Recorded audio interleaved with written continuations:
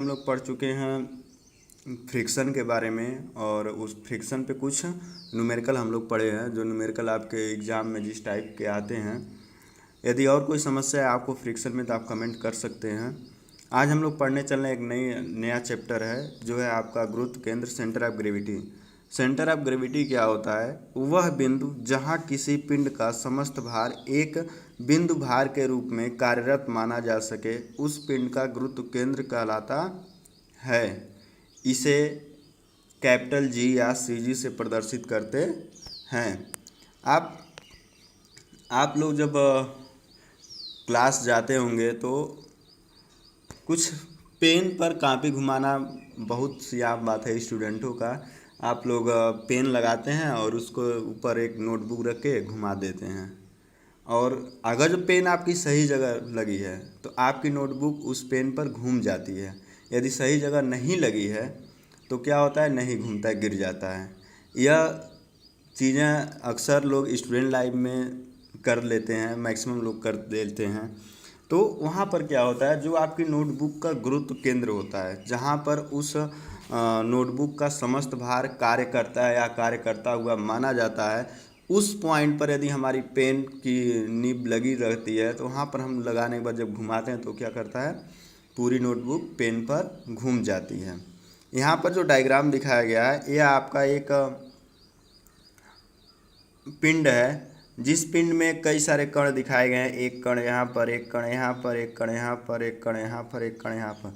सभी जो कण है इनका जो सेल्फ वेट है यह क्या कर रहा है, नीचे की तरफ कार्य कर रहा है। लेकिन एक बिंदु ऐसा है जिस पर सारी बॉडी का भार कार्य कर रहा है। वह बिंदु क्या है? कैपिटल जी, जिसका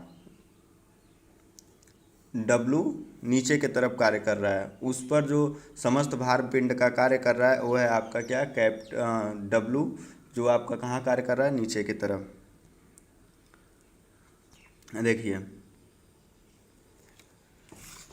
अब अगला है आपका परिकेंद्र या केंद्रक, सेंट्रॉयड।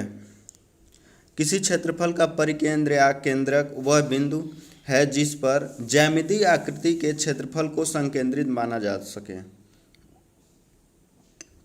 इसका प्रयोग ज्यामितीय आकृति के लिए किया जाता है। इसे कैपिटल सी से प्रदर्शित करते हैं।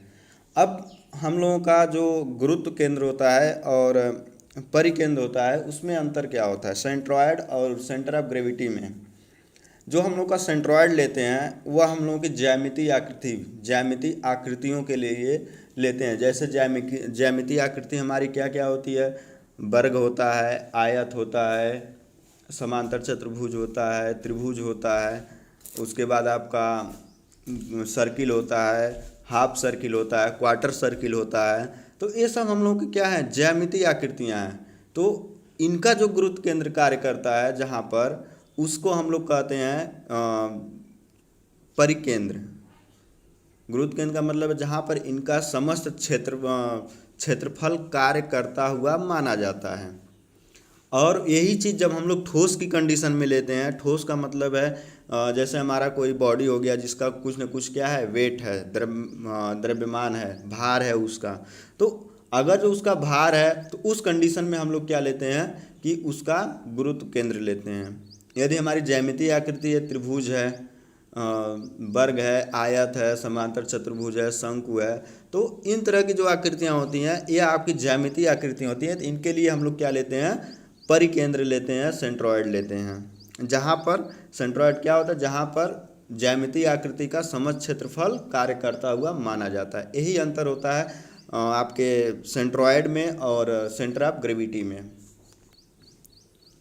यहाँ पर देखिए एक डायग्राम दिखाया गया है कि ये आपका वृत्त है, सर्किल है। इस सर्किल में आपकी एक्स अक्ष है, एक्स अक्ष, ये वाई अक्ष है। तो इसका जो ज्यामितीय आकृति है, वृत्त है, तो इसका जो परिकेंद्र होगा कहाँ कार्य करेगा? उसके गुरुत्व क्या बोलते हैं, सेंटर में। जो व्यासों का होगा, व्यास के उसके कटान बिंदु पर। अभी हम लोग इसमें आगे पढ़ेंगे, अभी इसके बारे में पूरा डिस्कस किया जाएगा। जो हमारी ज्यामितीय आकृतियाँ होती हैं कि वह कौन कौन सी आकृति के लिए हम लोग पढ़ते हैं, और जो भी आकृति के लिए पढ़ते हैं तो उसका गुरुत्व केंद्र कहाँ पर होता है, इसका अभी डिटेल में हम लोग आगे चलकर डिस्कस करेंगे।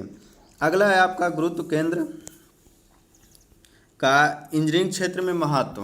अब इंजीनियरिंग क्षेत्र में क्या महत्व होता है गुरुत्व केंद्र का? इसका उपयोग इंजीनियरिंग की अनेक समस्याओं को हल करने के लिए किया जाता है। एक एग्जाम्पल और बता दें आपको, इंजीनियरिंग का सबसे बड़ा नमूना है गुरुत्व केंद्र का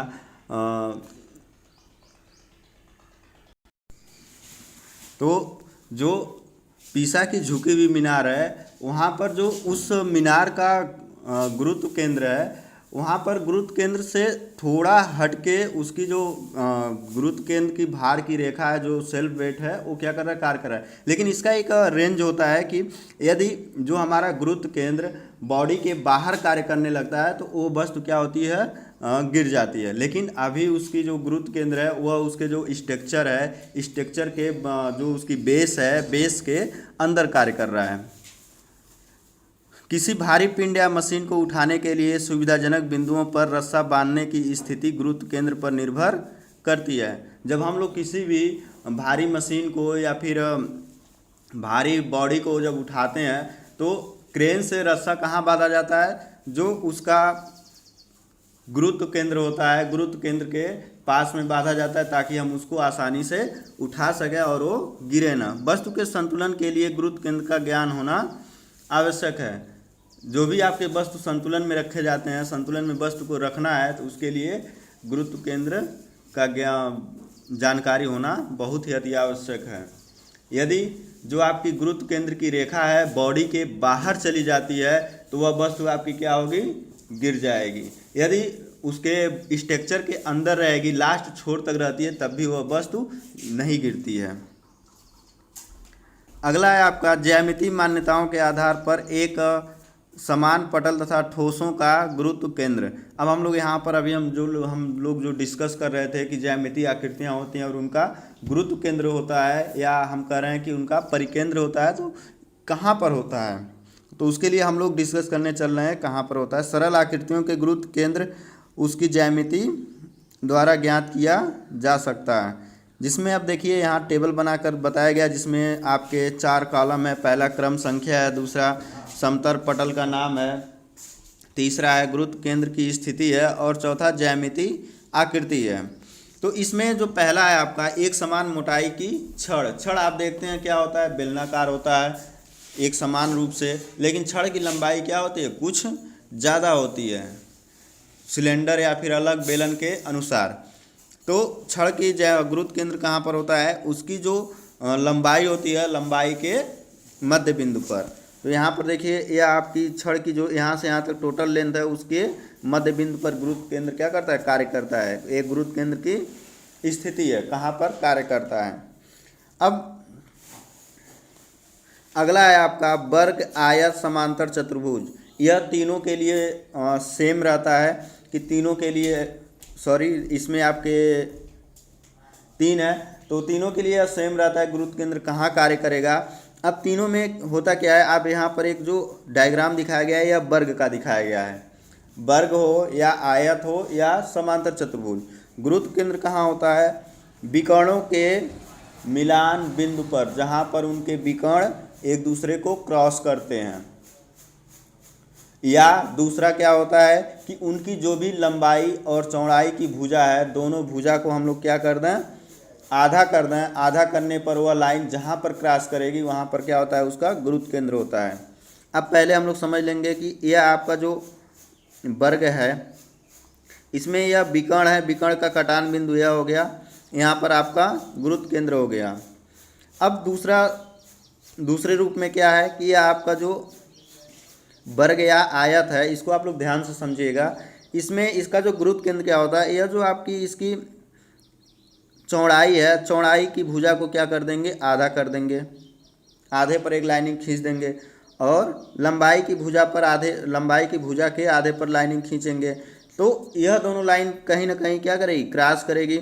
जहाँ पर क्रॉस करेगी वही बिंदु होता है क्या, गुरुत्व केंद्र। यह आपके आयत, वर्ग और समांतर चतुर्भुज तीनों के लिए है। आयत के लिए इसलिए हम कह रहे हैं कि आप इसको ध्यान से पढ़िएगा, क्योंकि अभी जब इसका जो क्वेश्चन करेंगे तो जो आपके गुरुत्व केंद्र का जो सबसे ज़्यादा इम्पोर्टेंट पार्ट है वो आपका न्यूमेरिकल पार्ट है, क्योंकि इससे आपके न्यूमेरिकल आते हैं गुरुत्व केंद्र निकालने के लिए। तो इसमें आपके टी सेक्शन हो गए, आई सेक्शन हो गया, एल सेक्शन हो गया, चैनल हो गया जो सी के आकार का होता है। तो इन सेक्शनों का जब हम लोग गुरुत्व केंद्र निकालते हैं, सबसे पहले उनको हम लोग जितने पॉसिबल हो सकता है आयतों में बदलते हैं, फिर जाकर गुरुत्व केंद्र निकालते हैं। ये आगे हम आपको ये सारी प्रक्रियाएं आगे बताएंगे कैसे निकाला जाता है और कैसे हम उनका उसको सॉल्व करते हैं। और उसके अलावा भी कुछ और भी आकृतियां हैं कि उसमें कुछ ज्यामितीय आकृतियां दी रहती हैं, उसमें से कुछ भाग कटा रहता है, तो उसके लिए गुरुत्व केंद्र कैसे निकालते हैं, सारी चीज़ें आपको आगे बताई जाएंगी। दूसरा है क्या, अगला है आपका त्रिभुज। त्रिभुज का गुरुत्व केंद्र कहाँ होता है, जो उनकी माध्यिकाओं का मिलान बिंदु होता है। अब माध्यिका होती क्या है, माध्यिका जो होती है त्रिभुज के जिस शीर्ष से माध्यिका खींची जाती है,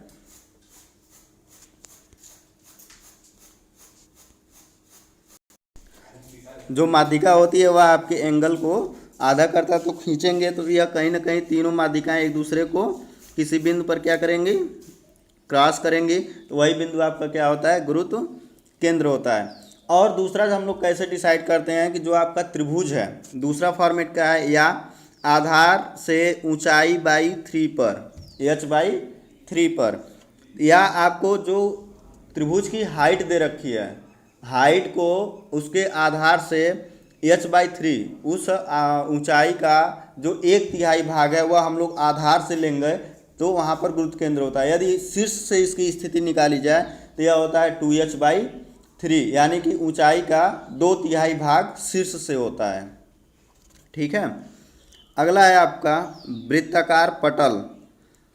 वृत्ताकार पटल का क्या होता है, व्यासों के मिलान बिंदु पर, जो आपका वृत्त, अभी एग्जाम्पल है पहले आपको दिखाया दिया गया था, जो आपका वृत्त है, वृत्तों के व्यासों को मिलाया जाता है एक्स अक्ष और वाई अक्ष पर, वाई अक्ष के व्यासों को, तो व्यास जहाँ पर क्रॉस करती हैं एक दूसरे को या एक दूसरे को मिलती हैं, वहीं आपका क्या होता है, गुरुत्व केंद्र होता है। अब अगला है आपका अर्धवृत्ताकार पटल का।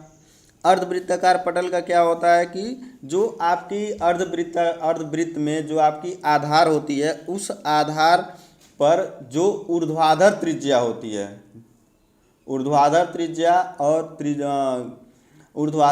होती है, ऊर्ध्वाधर त्रिज्या पर आधार से 4r/3 पाई ऊंचाई पर होता है, 4r/3 पाई ऊंचाई पर।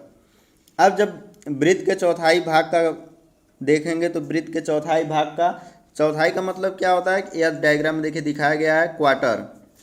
तो क्वार्टर में क्या होता है, जो दोनों त्रिज्याएं होती हैं, दोनों त्रिज्याओं से समान दूरी पर, समान दूरी का मतलब है कि कितनी दूरी पर, 4r/3 पाई दूरी पर गुरुत्व केंद्र होता है। अब यहाँ पर देखिए नीचे वाली त्रिज्या से भी उतने ही दूरी पर और ऊपर वाली त्रिज्या से भी उतने ही दूरी पर, 4r/3 पाई दूरी पर ही आपका क्या गुरुत्व केंद्र है। अगला है आपका समलंबाकार पटल। तो समलंबाकार पटल में क्या होता है, समांतर भुजाओं ए व बी के मध्य बिंदु को मिलाने वाली रेखा पर बड़ी भुजा से 2a+b/a+b × h/3 पर। तो यह क्या हो गया, ये देखिए यहाँ पे डायग्राम में, यह आपका समलंबाकार पटल है। ए भुजा आपकी छोटी है और बी भुजा आपकी बड़ी है। इन दोनों भुजाओं के मध्य बिंदु से ये जो डॉटेड लाइन मिला रही है, इस डॉटेड लाइन पर जो नीचे से आपकी आधार है, बड़ी भुजा है, बड़ी भुजा से कितनी ऊंचाई पर गुरुत्व केंद्र है, 2a+b/a+b × h/3 ऊंचाई पर। अब हम लोग बात करते हैं गोला। गोला के कहाँ पर होता है, व्यास के मध्य बिंदु पर d/2 पर हम लोगों का गुरुत्व केंद्र होता है। अब हम लोग आगे बात करते हैं अर्धगोले के लिए। अर्धगोले का क्या होता है, अर्धगोला मतलब देखिए गोला और वृत्त में क्या अंतर होता है, गोला आपका 3D में होता है और वृत्त आपका 2D में होता है। 2D और 3D का मतलब क्या है, जो वृत्त है यह आपकी एक ज्यामितीय आकृति है या एक पतली सी सीट को वृत्ताकार काटकर बनाया जाता है। लेकिन जो गोला है, जो आप गेंद खेलते हैं क्रिकेट की, उस तरह से होता है, वह 3D में होता है, पूरा क्या होता है, ठोस होता है। तो अर्धवृत्ताकार का आधार गुरुत्व केंद्र कहाँ पर होता है, अर्धवृत्ताकार का गुरुत्व केंद्र आपका 4r/3 ऊंचाई पर होता है आधार से। और अर्धगोले का कहाँ पर होता है? अर्धगोले का होता है जो आपकी आधार से लंब त्रिज्या होगी, वहाँ पर भी लंब त्रिज्या और यहाँ पर भी लंब त्रिज्या। लंब त्रिज्या पर कहाँ पर होगी? आधार से 3r/8 दूरी पर, 3r/8 दूरी पर। यहाँ पे डायग्राम में दिखाया गया है यहाँ पर। अब हम लोग बात करते हैं ठोस शंकु का। अब शंकु का क्या होता है? शंकु का जो गुरुत्व केंद्र होता है वह आधार से h/4 ऊंचाई पर, जो आधार से होता है ऊर्ध्वाधर अक्ष पर आधार से h/4 ऊंचाई पर। और आपके अगर जो इससे मिलती जुलती जो आकृति होती है कौन सी होती है? त्रिभुज होता है। तो त्रिभुज का हमारा कहाँ पर होता है? आधार से h/3 ऊंचाई पर। इसमें आप लोग कंफ्यूज मत होइएगा, ज़्यादा कंफ्यूजन क्रिएट होता है इसमें कि आधार और क्या बोलते हैं त्रिभुज और शंकु का गुरुत्व केंद्र होता कहाँ है। कुछ लोग त्रिभुज के लिए बता देते हैं h/4 ऊंचाई पर, लेकिन त्रिभुज का होता है h/3 पर और शंकु का होता है आधार से ऊर्ध्वाधर अक्ष पर h/4 ऊंचाई पर। अगला है आपका बेलनाकार तथा समप्रिज्म। अब बेलनाकार और समप्रिज्म का मतलब है बेलन का कहाँ पर होता है? बेलन का उसके लंबाई के मध्य पर या एक सिरे से l/2 दूरी पर। जो आपका बेलन है यहाँ पर, उस बेलन के जो यह आपका बेलन है इसकी जो लंबाई है, लंबाई के कहाँ पर होता है? आधे पर। एक सिरे से l/2, दूसरे सिरे से आपकी क्या होगी? l/2 होती है। वही चीज़ होता है आपका समप्रिज्म का। समप्रिज्म का मतलब है कि जो समप्रिज्म की आकृति होती है तो उसके एक फलक के केंद्र से दूसरे फलक के केंद्र को मिलाने वाली जो रेखा होती है, एक्सिस अक्ष होती है, उस अक्ष पे एक सिरे से l/2 दूरी पर आपका क्या होता है? गुरुत्व केंद्र होता है। यहाँ पर देखिए आगे है आपका घन। घन का कहाँ पर होता है? घन का जो आकृति होता है देखते होंगे वह 3D में होता है। उसके टोटल 6 फलक होते हैं। 6 फलक में आप उसमें विकर्ण भी खींचते हैं तो कुछ विकर्ण आपके छोटे होते हैं, लेकिन उसमें 2 विकर्ण आपके बड़े बड़े विकर्ण होते हैं। सबसे ज़्यादा बड़ा विकर्ण होता है, तो उसमें सबसे बड़े विकर्णों के कटान बिंदु पर या फलकों के मध्य से भुजा की आधी दूरी पर जो आपका घन है यह, तो इसमें आपके एक फलक यह हो गया और दूसरा फलक क्या है? यह है।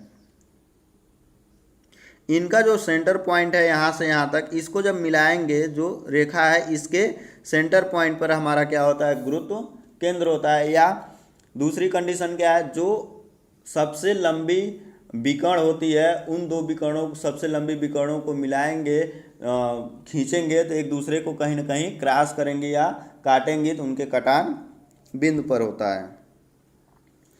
अब हम लोग आगे चलते हैं। यह आपका किसी पिंड का, किसी पटल का मोमेंट के द्वारा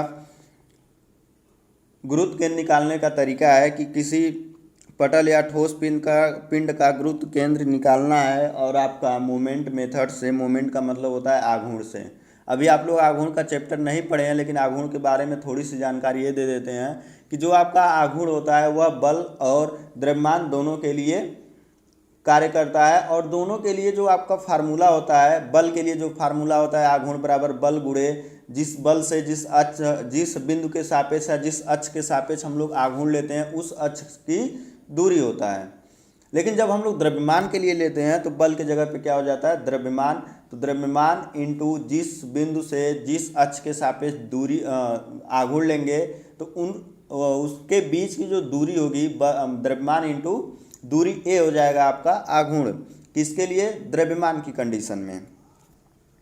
तो यहाँ पर हम लोग एक चित्र के अनुसार एक पिंड लेंगे जिसका क्षेत्रफल है आपका कितना है? इसका कैपिटल ए है। अब इसका जो द्रव्यमान है कैपिटल एम है, जो अनेक छोटे छोटे कणों से मिलकर बना है, जिनका द्रव्यमान हम लोग मान लेते हैं m1 m2 m3 m4 m5 m6।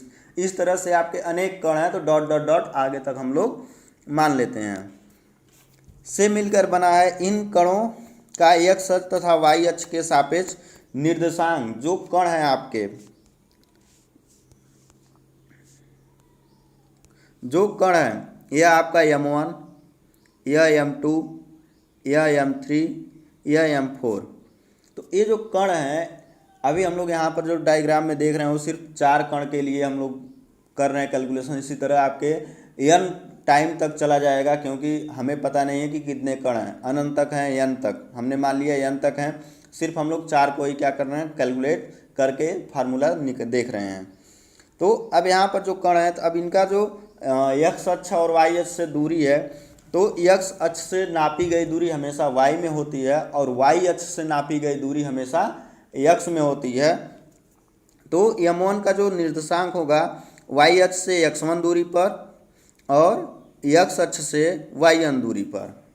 इसी तरह जो आपका m2 होगा वह आपका y अक्ष से x2 दूरी पर और आपके x अक्ष से y2 दूरी पर। तो इसी तरह आपका m3 जो होगा x अक्ष से आपका y3 हो जाएगा और y अक्ष से x3 हो जाएगा। जब हम लोग m4 की बात करेंगे, m4 के लिए क्या होगा, जो x अक्ष से डिस्टेंस होगी वह x अक्ष से x4 होगी और y अक्ष से x अक्ष से y4 होगा।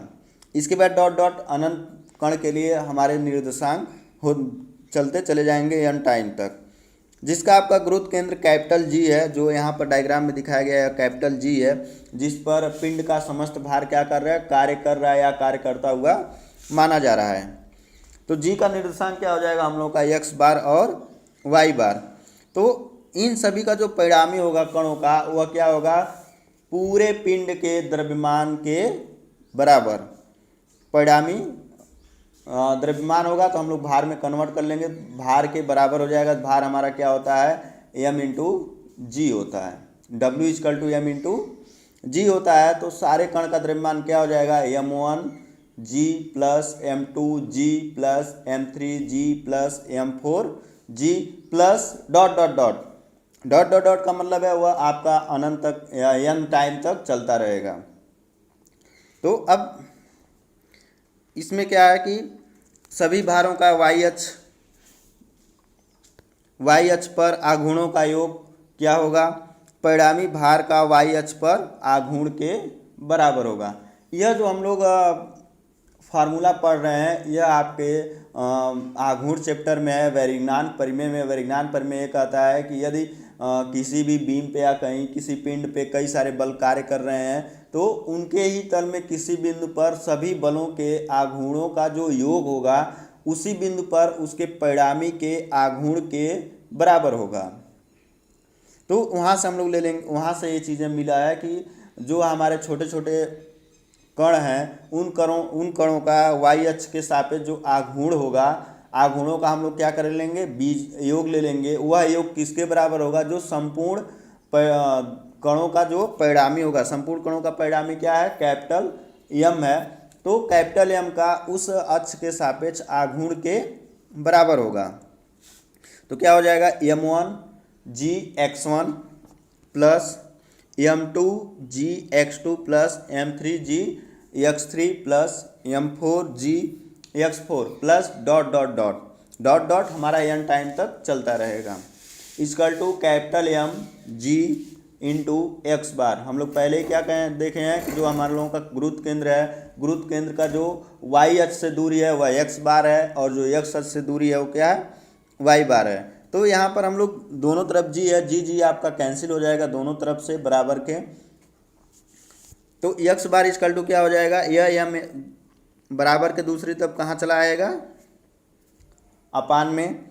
तो यह हो जाएगा आपका m1 x1 plus m2 x2 plus m3 x3 plus m4 x4 plus dot dot dot n time तक अपान कैपिटल M। तो हम लोग जो ऊपर m1 m2 m3 वाले पद लिख रखे हैं उनको हम लोग क्या लिख सकते हैं, x bar equal to summation m x upon capital M। यह आपका फार्मूला एक आ गया कि यह जो आपका है, यह है आपका x बार जो है y अक्ष से गुरुत्व केंद्र की स्थिति है। अब हम लोग x अक्ष से भी गुरुत्व केंद्र की स्थिति निकाल लेंगे। जब हम लोग x अक्ष से निकालते हैं तो वही फार्मूला यहाँ पर भी सभी भारों का x अक्ष पर आघूर्णों का योग इक्वल टू परिणामी भार का x अक्ष पर आघूर्ण। तो अब यहाँ पर सभी भार कौन कौन से, m1 का x अक्ष पे आघूर्ण क्या हो जाएगा, x अक्ष से दूरी m1 की क्या हो गया, y1 है। तो इस तरह से आपका m1 g y1 plus m2 g y2 plus m3 g y3 plus m4 g y4 plus dot dot dot n time तक इक्वल टू क्या होगा, कैपिटल M g y बार। तो g आपके बराबर के दोनों तरफ है, g से g आपका कैंसिल हो जाएगा। तो क्या बचेगा, y बार इक्वल टू आपका m दूसरी तरफ बराबर के दूसरी तरफ जाएगा तो अपान में हो जाएगा। तो y बार इक्वल टू क्या बचेगा, m1 y1 plus m2 y2 plus m3 y3 plus m4 y4 plus dot dot dot n time तक कुल के अपान सभी के अपान क्या हो जाएगा, कैपिटल M हो जाएगा। तो यह आपका y बार इक्वल टू क्या हो गया, समेसन m y हम लोग लिख सकते हैं। सभी जो आपके कण के जो m के पद हैं सबको क्या कर दिया गया, जोड़ दिया गया। तो वह हम लोग क्या लिख देंगे, समेसन m y अपान कैपिटल M। यह हो गई आपकी गुरुत्व केंद्र की x अक्ष से स्थिति। अब हम लोग को जो आगे पढ़ना है वह पढ़ना है किसी समतल क्षेत्र का गुरुत्व केंद्र। किसी समतल क्षेत्र का गुरुत्व केंद्र का मतलब है कि जो आपका एरिया दिया रहेगा उस एरिया का गुरुत्व केंद्र हम लोग कैसे निकालेंगे। अब निकालने के लिए इसमें हम लोग पहली चीज़ जो ये फार्मूला है, यह फार्मूला आपके T section, I section, channel, L section in सब के लिए यूज होगा। और दूसरी चीज़ है कि यह जो आपके फार्मूले हैं, यह फार्मूले पे आपके न्यूमेरिकल इस चैप्टर से सबसे ज़्यादा पूछे जाते हैं। यह चैप्टर स्पेशली न्यूमेरिकल के लिए दिया जाता है। इससे थ्योरी में दो चीज़ें ज़्यादा पूछी जाती हैं, एक होता है आपका गुरुत्व केंद्र क्या होता है, दूसरा होता है आपका परिकेंद्र क्या होता है, सेंट्रोइड क्या होता है, सेंटर ऑफ ग्रेविटी क्या होता है और सेंट्रोइड क्या होता है, वो भी आपको परिभाषा लिखने के लिए दिया जाता है। तो अब यहाँ पर माना किसी समतल ज्यामितीय आकृति को a1 a2 a3 a4 dot dot dot etcetera etc इसमें हम लोग क्या किए, क्षेत्रफल में बांट दिया गया। जैसे ही हम लोगों का टी सेक्शन है तो उसमें हम लोग कितने क्षेत्रफल में बांट देंगे, दो में, एक ऊपर का और एक नीचे का। ये आगे हम क्वेश्चन में कराएंगे तो आपको समझ में आ जाएगा कि हम लोग कैसे डिवाइड करते हैं और कैसे क्वेश्चन को सॉल्व करते हैं। तो हम लोग बांट दिए और जिसके क्षेत्र केंद्र की y अक्ष से तथा x अक्ष से दूरियां क्रमशः आपकी क्या है, x1 x2 x3 x4 तथा y1 y2 y3 और y4 हैं। यह आपकी x अक्ष से जो दूरियां हैं वो y1 y2 हैं, y अक्ष से जो दूरियां हैं वह x1 x2 हैं तथा गुरुत्व केंद्र की दूरियां क्रमशः जो आपका गुरुत्व केंद्र होगा, पूरे बॉडी का गुरुत्व केंद्र होगा, उससे जो उसकी जो दूरियां होंगी x अक्ष और y अक्ष से वो क्या होगी, x बार तथा y बार होगी। y अक्ष से जो दूरी होगी x बार और x अक्ष से जो दूरी होगी वो y बार होगी। तब आपका जो फार्मूला होता है, यहाँ आपको फार्मूले का सिर्फ यूज करना है, यूज पढ़ना है, यहाँ आपको फार्मूले का डेरिवेशन नहीं है। तो जो आपके फार्मूले अभी आप लोग द्रव्यमान के लिए निकाले हैं x बार बराबर, तो वहाँ पर हम लोग क्या लिए थे, द्रव्यमान लिए थे। यहाँ पर हमारा क्या हो जाएगा, एरिया हो जाएगा a1 x1 plus a2 x2 plus a3 x3 plus a4 x4 plus dot dot dot जितने हमारे क्षेत्रफल हैं सभी को क्या करेंगे, जोड़ देंगे अपान में जो आपके होल क्षेत्रफल है a1 plus a2 plus a3 plus a4 नीचे अपान में सारे क्षेत्रफलों को क्या करेंगे, जोड़ देंगे। अब आपका है y बार इक्वल टू क्या है, a1 y1 plus a2 y2 plus a3 y3 plus a4 y4 plus dot dot dot, यह आपका ऊपर का हो गया। अब नीचे जितने भी आपके a1 a2 a3 हैं सभी क्षेत्रफलों को क्या किया जाएगा, जोड़ दिया जाएगा। अब एक चीज़ और हमें यहाँ पर बताना चाहते हैं कि यह आपके किसी बॉडी के लिए हमारे छोटे छोटे क्षेत्रफल हैं उनके लिए है कि छोटे छोटे क्षेत्रफल में हम लोग बांट कर उसको सॉल्व कर रहे हैं। यदि कहीं मान लीजिए कोई आकृति आ गई या कोई आपका वो हो गया, तो मान लीजिए यह आपका वृत्त है, उसमें एक ट्रायंगल दे दिया गया और वृत्त के जो शेष भाग हैं ट्रायंगल को छोड़ के उसको छायांकित कर दिया गया कि अब इसमें आपको क्या करना है कि जो छायांकित भाग है उसका आपको क्षेत्रफल क्या बोलते हैं, गुरुत्व केंद्र निकालना है। तो उस समय आप क्या करेंगे, सबसे पहले आप इसमें टोटल एरिया को क्या करेंगे, बांट लेंगे। पहला हमारा A1 एरिया हो जाएगा, दूसरा हमारा A2 मान लीजिए, हमने वृत्त का A1 मान लिया, इसका हमने A2 मान लिया। तो अब यहाँ पर जो हम लोगों का होगा A1 x bar equal to क्या होगा A1 x1। अब ट्रायंगल को हमारा क्या करना है, एक कटा हुआ भाग है जो ट्रायंगल टाइप में है, यह कटा हुआ भाग है, तो यह कटा हुआ भाग है तो हम लोग क्या करेंगे, इसको माइनस कर देंगे। तो हमारा क्या हो जाएगा A1 x1 minus A2 x2 अपान A1 प्लस A2। फार्मूला वही रहेगा। यदि कोई भाग किसी संपूर्ण भाग में से कट के निकल गया है तो वह जितना भाग होगा उसका और उसका x, उसके गुरुत्व केंद्र की x अक्ष से और y अक्ष से जो स्थिति होगी उसको हम लोग क्या कर देंगे, माइनस कर देंगे। और वही प्रक्रिया y बार इक्वल टू क्या हो जाएगा A1 y1 minus A2 y2 अपान A1 प्लस A2 हो जाएगा। तो ये चीज़ हमेशा आप ध्यान रखिएगा, अगर जो क्षेत्रफल आपके जुड़ रहे हैं तो हमारे प्लस के होंगे। यदि कोई क्षेत्रफल किसी भी भाग से, किसी भी बॉडी से काट के निकाला जा रहा है तो वहाँ पर उस भाग का x अक्ष और y अक्ष के सापेक्ष जो गुरुत्व केंद्र होगा उसकी स्थिति जो होगी उसको हम लोग एरिया इंटू उसकी जो दूरी होगी गुरुत्व केंद्र की वह माइनस कर देंगे, संपूर्ण में से या जो हम जोड़े रहेंगे उसमें से।